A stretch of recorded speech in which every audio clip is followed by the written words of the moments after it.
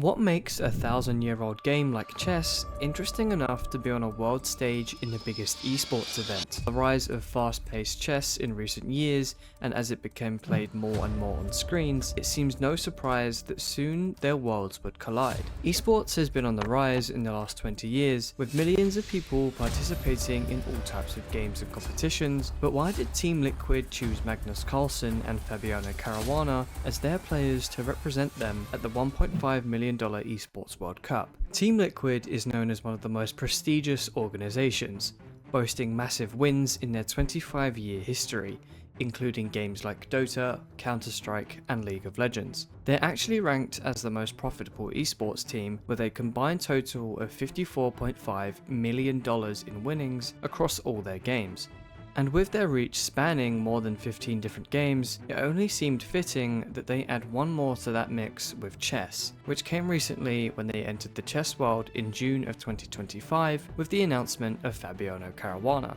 Caruana is a 4-time US champion, 4-time Italian champion, and is the third highest rated player of all time at 2844, only just behind Garry Kasparov and Team Liquid's second recruit.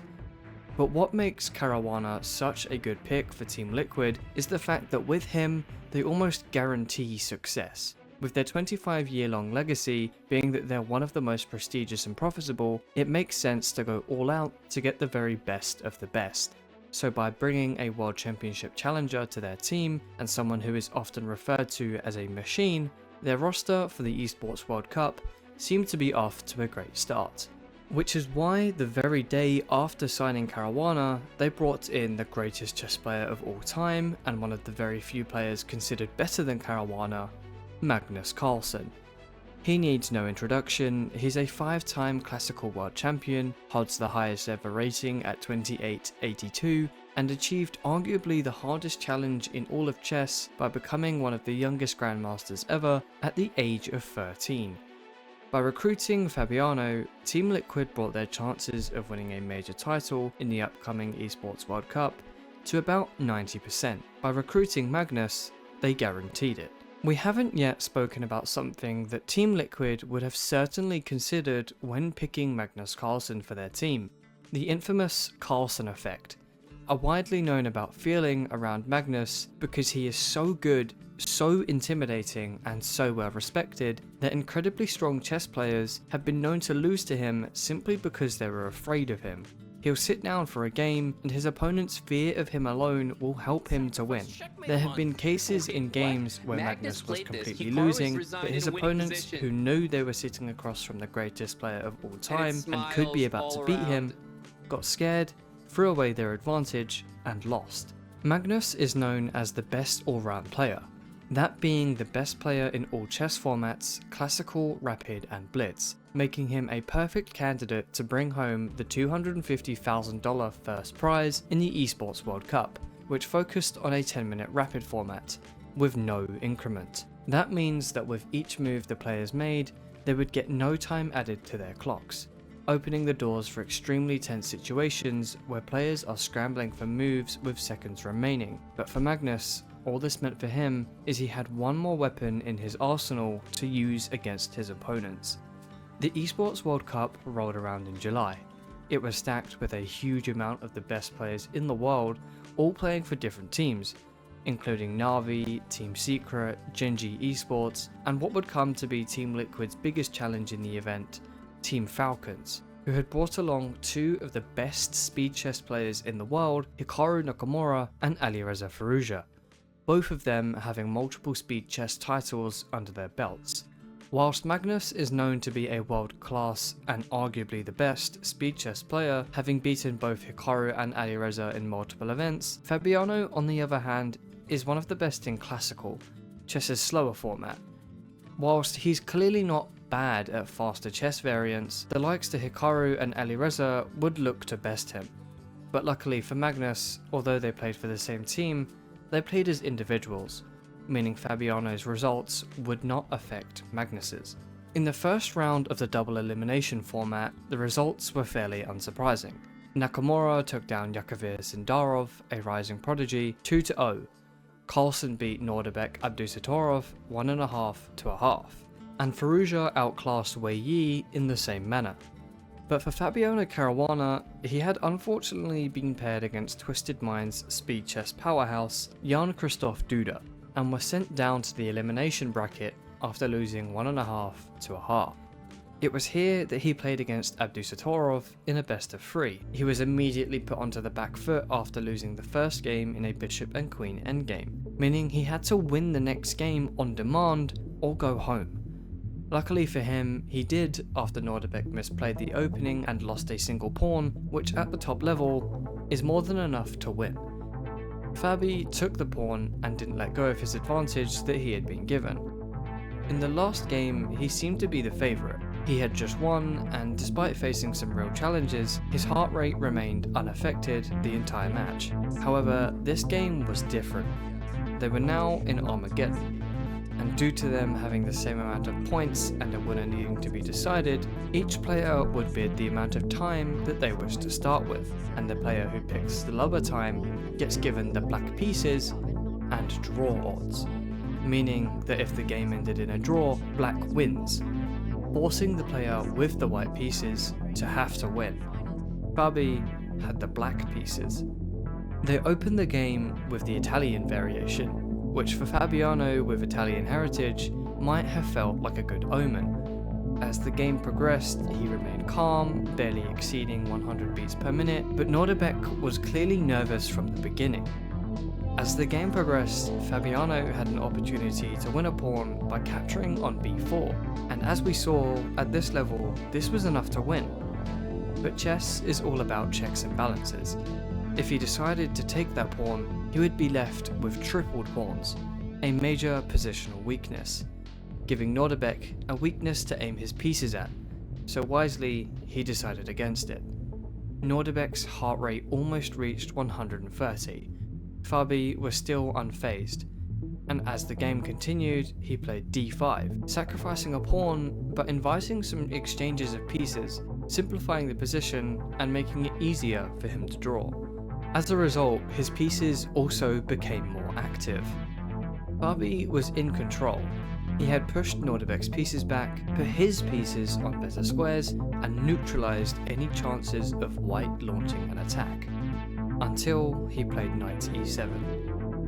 Fabi had sacrificed a pawn for activity, and this move attacked that pawn, aiming to take it back, but what he had missed was Nordebek's next move. Now Abdusatorov's pawn had suddenly become an extremely valuable pass pawn, meaning if Fabi didn't defend perfectly, it would reach the end of the board and become a queen. They entered a time scramble, and Fabi was no longer in the driver's seat. Nordebek won a clean second pawn. Fabi was stuck defending, and now had seconds on his clock, and only a few moves later, after a rook trade, the promotion of the white pawn was inevitable, and Fabi resigned. He was going home. This loss meant that now only Carlsen was left for Team Liquid in the event, and of the 3 major favourites to win the event, 2 of them were on Team Falcons. But Liquid chose Carlsen for a reason. In the next round, he was paired against Jan-Christoph Duda, the same player that had knocked Fabi down to the elimination round. But he was no match for Magnus. He won 1.5 to 1/2 and qualified for the playoffs. Due to some luck with how the tournament was organised, players from the same organisation were placed in the same group. As a result, the Falcons teammates were forced to play against each other, which, luckily for Carlsen, could potentially mean 1 less player to worry about. In that match, Firouzja took down Nakamura 2-1, sending him to the elimination bracket and sending himself to the playoffs.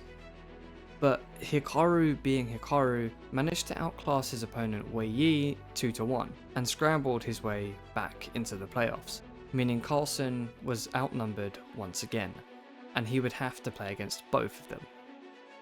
In the quarterfinals, he was paired against Nihal Sarang, one of India's top young grandmasters, who had qualified by beating Anish Giri and Maxime Vachier-Lagrave, 2 of the best grandmasters in the world. But Magnus made quick work of him, beating him 2.5 to 1/2 in the best of 5.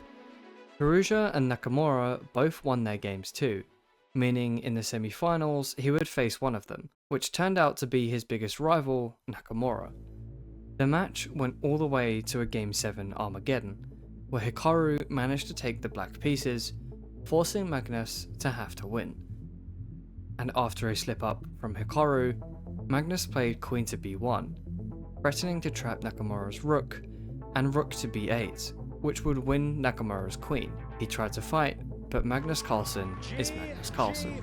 He had taken down his biggest rival and split Team Falcon's wall in half. And after Arjun Erigaisi lost, he was going to face Alireza in the final. It was going to be decided in a best of 3 sets, with each set being made up of a best of 5. After an uneventful game, Firouzja slipped up in the final moments and allowed Carlsen to take the lead with the brilliant move knight to b8, trapping Alireza's rook on a8, and although he can take the knight, he can't take back with his rook due to being checkmated on the back rank.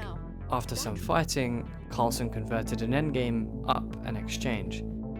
This set the precedent for Alireza in set 1, as he didn't get any points on the board apart from the 2 draws directly after this win, until he lost again in the last game of the set. And finally, Magnus checkmates Firouzja.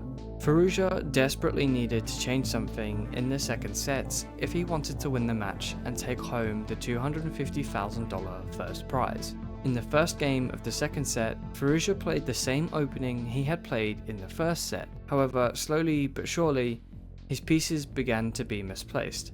Carlsen had built up a noticeable advantage, and all of his pieces were placed better than Firouzja's. But randomly, a glimmer of hope appeared for Alireza. Magnus blundered a piece by trying too hard to pressure him. He could win, but he only had seconds left on his clock. However, Firouzja had one trick up his sleeve. He was the bullet chess world champion. He kept up the pressure, pushing his advantage until Magnus succumbed, losing his rook and then the game. After this loss, something changed in Magnus. He was clearly upset about losing. Maybe he relaxed too much after winning the first set, maybe he didn't feel he needed to focus. But all in all, it was a reality check for him, one he didn't take lightly. The next game, he won a pawn, went into an endgame, outplayed Alireza and won, trapping his bishop on the final move. The game after, he instantly gained an advantage. He didn't allow any pressure from Alireza, and was pressuring him on the clock until finally Alireza blundered a knight fork and resigned. Carlsen had taken himself and Team Liquid to the final game, on the verge of winning $250,000, and he wasn't about to let it slip. In the final game, Firouzja's confidence was clearly knocked out of him. He was being crushed by Magnus, and Magnus was enjoying it. The Carlsen effect was back, and there was absolutely no chance fighting it. He won material, squashed Firouzja, and won himself the grand prize. Pretty interesting for a game made out of wood almost 2,000 years ago.